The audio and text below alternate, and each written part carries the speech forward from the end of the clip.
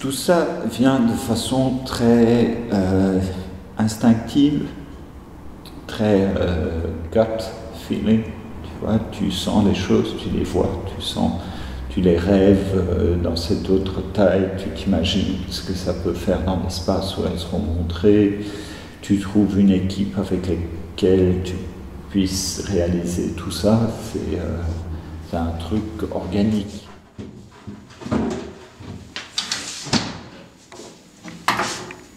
Cette petite chose, tu vois, je ne sais même plus si c'est il y a 5 ans, ou peut-être même 7-8 ans que j'ai fait ça.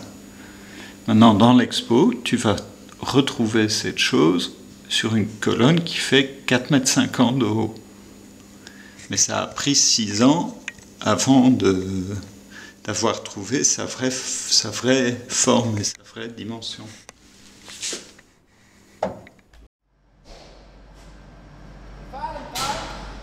Je suis là presque à intervalles très réguliers pour justement, ce qui est beau dans l'expo, c'est que c'est pas la première fois, mais je travaille avec une énorme équipe. La fonderie, on est une quinzaine de personnes à travailler sur la pièce. L'agrandisseur, le mouleur, avec ses équipes, avec ses connaissances, ce qui est très différent de ce que je fais d'habitude. D'habitude, je suis tout seul dans un atelier et je travaille tout seul. Ici, c'était beaucoup plus proche d'une production de film ou d'opéra. Moi, j'ai toujours rêvé de faire un décor d'opéra. Je rêve depuis que je suis gamin de ça. Là, c'était plus de cet ordre-là. C'est d'arriver avec les dessins, les maquettes, les premières versions, les deuxièmes versions, et de s'y mettre pendant 1 an et demi super intensif pour sortir 9 pièces pour l'expo. Donc c'est un investissement très très différent par rapport à ce que je fais d'habitude.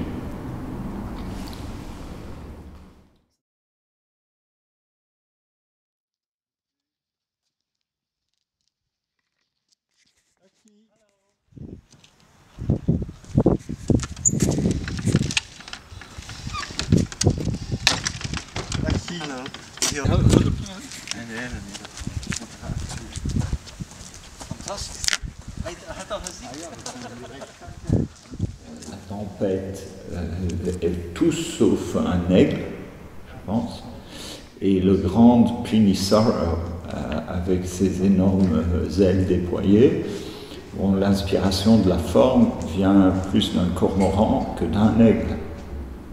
Mais effectivement, quand tu regardes les œuvres, tu sens des ailes, tu sens des silhouettes qui font très aigle. Et ça, je trouve ça plutôt réussi, que ça mène toutes ces idées comme ça, juste dans leur forme. Une vision de la manière dont s'enchaînent les œuvres dans l'histoire de l'art, c'est que je trouve que dans l'œuvre de Johann, même si c'est ancré au départ dans la céramique, Bernard Palissy, la Renaissance, etc., je trouve qu'il y a des éléments assez forts des primitifs flamands et de l'histoire de l'art qui naît à partir de la Renaissance entre l'Italie et la Flandre. Il y a une ambiance, il y a un enracinement qui n'est évidemment absolument pas français, qu'on ne retrouve jamais chez un artiste français. Chaque expo, j'essaie aussi de pousser mes limites. Donc Oui. l'expo pour Almine, Oui. c'est une expo où je pousse tous mes limites par rapport à l'idée du monumental, à l'idée de la sculpture dans l'espace. Oui. Le bronze à une autre échelle.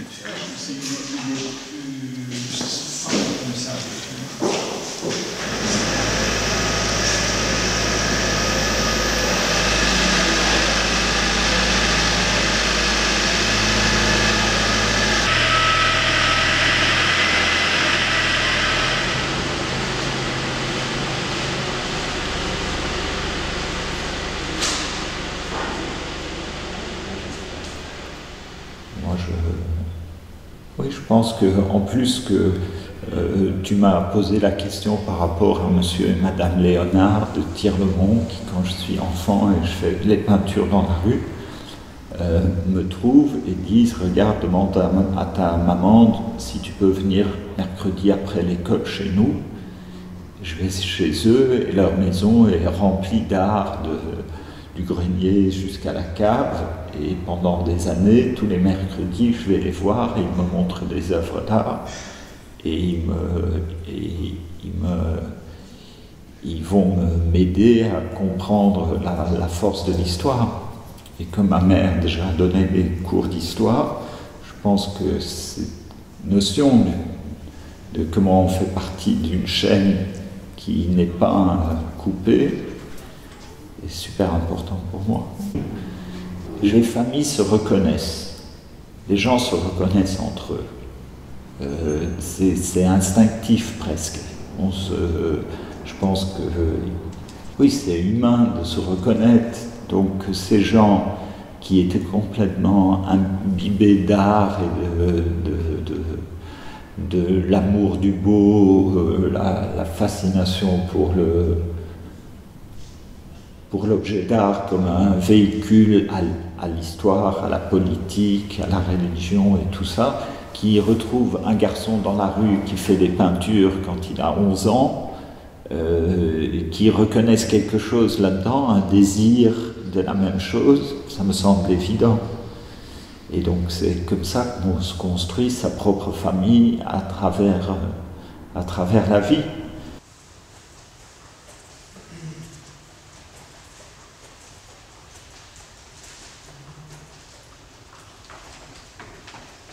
Et Pline, que fait Pline là-dedans? La tristesse de Pline, est-ce que c'est que le vieux Pline a vu la fin de Pompéi sous les cendres du Vésuve? Ou est-ce que c'est lui qui, dans un autre texte, dit on met des sculptures de ceux qui nous ont quittés dans nos maisons pour s'en souvenir et pour faire passer la douleur? C'est joli. Est-ce que l'art est quelque chose qui guérit?